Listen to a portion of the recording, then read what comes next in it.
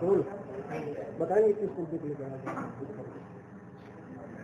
रामावली colony में जो अनियमितताएं थी उसके संबंध में हमने आयुक्त महोदय को और कलेक्टर महोदय को हमने पत्र लिखा था और उसके लिए एक कमेटी बनी थी जिसमें एडिशनल कलेक्टर राजस्व और ज्वाइंट डायरेक्टर टीएनसी और ज्वाइंट डायरेक्टर कोऑपरेटिव सोसाइटी, जिसके अध्यक्ष एडिशनल कलेक्टर थे, और जांच की कार्यवाही हुई। और परंतु जब जांच की कार्यवाही हुई तो स्थल निरीक्षण में जब गए कमेटी, उस वक्त हमें नहीं बुलाया गया।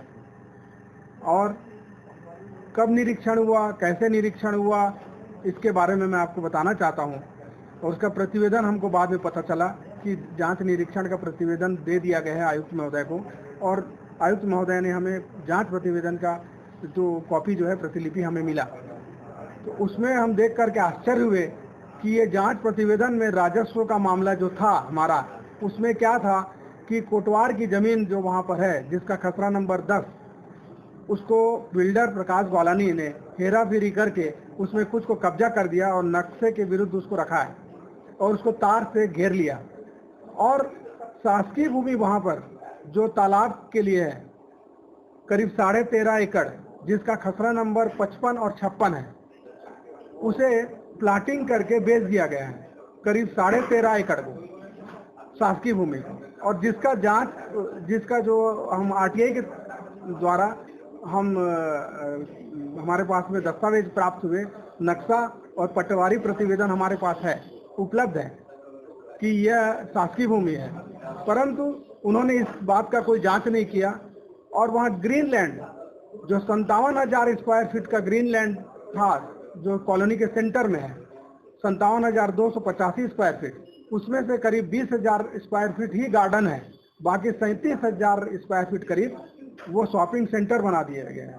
और शॉपिंग सेंटर में 32 दुकानें, 32 ऑफिसेज और 7 बड़े बड़े हॉल बने हैं, 4 मंजिला बिल्डिंग है। उस बिल्डिंग को इन लोगों ने जांच नहीं किया, और जिसके लिए पहले एक बार और जांच की प्रक्रिया प्रारंभ हुई थी, जिसमें सीएमओ बोदरी ने जांच किया था और अपने प्रतिवेदन में ये लिखा था कि ये फावड़ा, गैंती और बेलचा और फिनाइल टूल्स रखने के लिए रखा गया है। तो हमारा ये कहना है प्रशासन से कि फावड़ा, गैंती, टूल्स रखने के लिए क्या करोड़ों की 4 मंजिला बिल्डिंग होनी चाहिए जिसमें इतनी दुकानें होनी चाहिए, जिसको बिल्डर ने बनाकर बेच दिया है? तो ऐसा कोई नियम है क्या जो टीएनसी के नक्शे के विपरीत जाकर के ग्रीन लैंड में वो बिल्डिंग को बनाए, शॉपिंग कॉम्प्लेक्स बनाए और उसको बेच दे?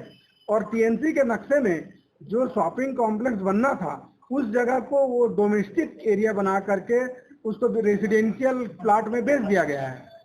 और इस तरह की कई अनियमितताएं हैं। क्लब हाउस भी है, क्लब हाउस 12,000 स्क्वायर फीट है, उसको जो ग्रीन लैंड था उसमें क्लब हाउस बना दिया गया है। तो ऐसी अनियमितताओं को लेकर के हमने तहसीलदार बोदरी को भी लिखा है। इनके जांच प्रतिवेदन को हमने देखा कि ये तो उनके फेवर में ही बनाया, और वो ये बोल दिए, जो कमेटी थी, जो एडिशनल कलेक्टर जो थे वो अध्यक्ष, वो उनकी कमेटी ने ये प्रतिवेदन में दिया कि ये जो रामावली कॉलोनी है ये सब बिल्कुल सही है, इसमें कोई गलती नहीं है और टीएनसी के नक्शे और के ही हिसाब से बना है। और सीएमओ बोदरी ने इसको अनुमोदन पास किया है, जो भी अनियमितताएं हैं, जो भी हेर फेर हुआ है। तो ऐसा कोई अधिकार मेरे समझ से नहीं लगता कि सीएमओ बोदरी को टीएनसी के नक्शे को के विपरीत बनाने के लिए बिल्डर को परमिशन दे दे। तो मेरा ये कहना है कि सीएमओ बोदरी के मिलीभगत से जितनी भी अनियमितताएं हुई है और शासकीय भूमि को जो बनाकर बेच दिया है, जो तालाब की जमीन को, उसका अवलोकन होना चाहिए, उसका जांच होना चाहिए, सीमांकन होना चाहिए। तो सीमांकन तो किए नहीं, तो हमने तहसीलदार बोदरी को भी सीमांकन के लिए एक पत्र दिया, तो उसके बाद एक रिमाइंडर भी दिया है, परंतु तहसीलदार बोदरी ने किसी भी प्रकार का जांच नहीं किया, सीमांकन नहीं किया।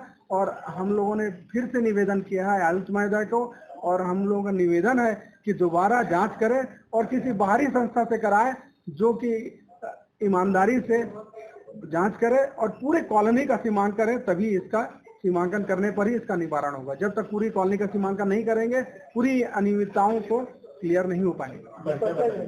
जी, मेरा नाम पीवीआर नायडू है मैं Rama valley residential welfare society का सचिव पद का दायित्व है मुझे। देश विदेश की खबरों को देखने के लिए हमारे चैनल रोशनी न्यूज़ को सब्सक्राइब कीजिए और बेल आइकन दबाना ना भूलिएगा।